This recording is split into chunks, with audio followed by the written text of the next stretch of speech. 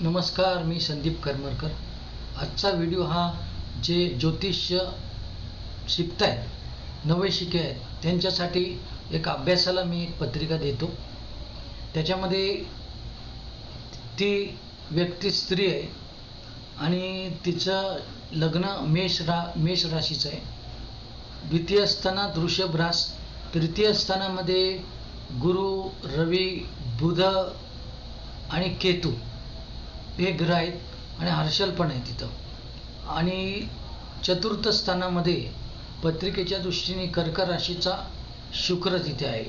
पंचम स्थानामध्ये 5 आकडाकारण मेष लग्न आहे। 6व्या स्थानामध्ये 6 आकडाकारण मेष लग्न। 7व्या स्थानामध्ये शनी, तुळेचा शनी आणि अष्टमामध्ये 8 आकडा। 9व्या स्थानामध्ये 9 आकडा, त्याच्याबरोबर राहू मंगळ। दशम स्थानामध्ये 10 आकडा। लाभस्थानामध्ये कुंभ राशीचा चंद्र म्हणजे तिची कुंभ रास आणि 12व्या स्थानामध्ये मीन रास, अशी तिची पत्रिका आहे।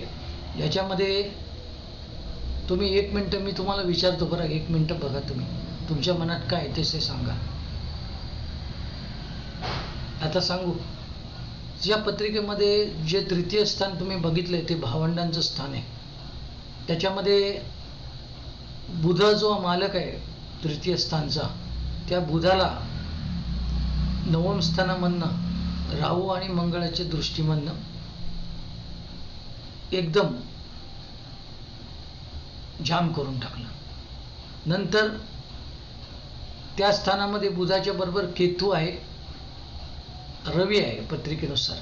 म्हणजेच जवळपास तुम्ही बघा 2 ग्रहांच्या दृष्टीमध्ये आणि 2 ग्रहांच्या युतीमध्ये पापग्रहाच्या बुध पडलाय। मी रवी पापग्रह मानलाय आणि गुरु सुद्धा पत्रिकेच्या दृष्टीने बुधाबरोबर आहे। म्हणजे गुरु बुध युती झाली। गुरु ज्या स्थानात असतो ते स्थान पूर्णपणे नष्ट करतो।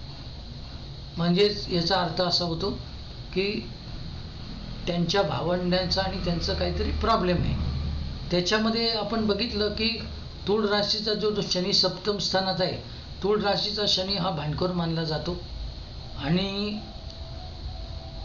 आपल्याला जर समजलं की कुठलं स्थान खराब आहे तर त्या स्थानाशी भांडण समजायचं।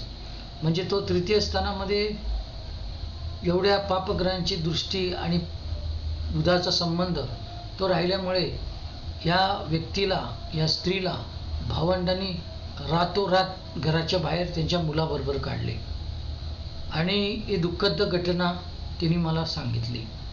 त्याही अभ्यासासाठी तुम्हाला पत्रिका दिलेली आहे। अशा पत्रिकांचं तुम्ही कलेक्शन करा।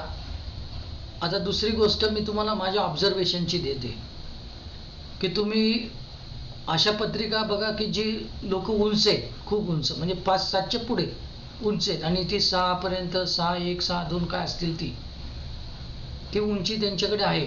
तर अशा लोकांना तुम्ही कुतूहलाने त्यांची तारीख वेळ मागून घ्या आणि त्याचा अभ्यास करा।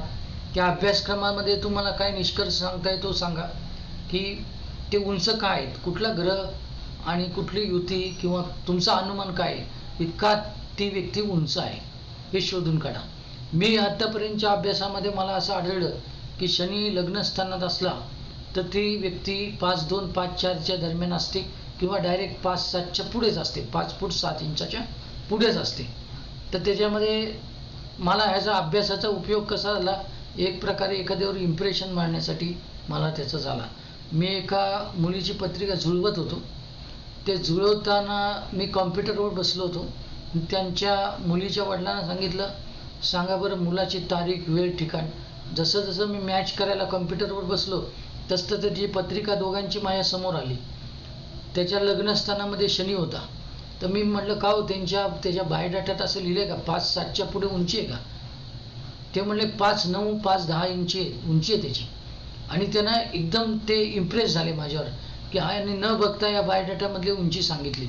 म्हणजे त्यांची खात्री पडली की आता हे मॅच पण बरोबर करतील। म्हणजे अशा पद्धतीने तुम्ही छोटे छोटे काय ऑब्झर्वेशन आहे त्यांनी लोकांना इम्प्रेस करू शकता। आणि इम्प्रेस करणं म्हणजे वाईट गोष्ट नाही, चांगला अभ्यास करून इम्प्रेस करा, म्हणजे त्याचं फळ पण चांगलं तुम्हाला मिळेल आणि ह्या ज्योतिषशास्त्र जो आहे तो ॲक्च्युली मला असं वाटतं युनिव्हर्सिटीत अभ्यासक्रमाला ठेवायला पाहिजे होता, परंतु आपल्या लोकांनी त्याला फारसं महत्त्व दिलं नाही. हा एक ऑप्शनल सब्जेक्ट हा जर चांगल्या प्रकारे ठेवला असता, काही युनिव्हर्सिटीमध्ये असू शकतो, पण त्यांच्या ह्याच्यामध्ये त्यावेळेस त्यांनी युनिव्हर्सिटीमध्ये, म्हणजे माझ्या वेळेस तो युनिव्हर्सिटीमध्ये सब्जेक्टच नव्हता ॲस्ट्रॉलॉजीचा.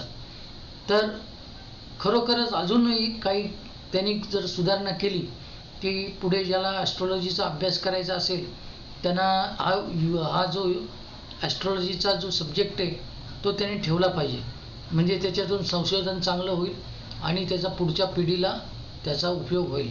कसा वाटला माझा व्हिडिओ तुम्हाला? आणि माझे व्हिडिओ असे तुम्ही बघत राहता त्याबद्दल धन्यवाद. आणि मी असेच व्हिडिओ पुढे निर्माण करीन. आभारी आहे. धन्यवाद.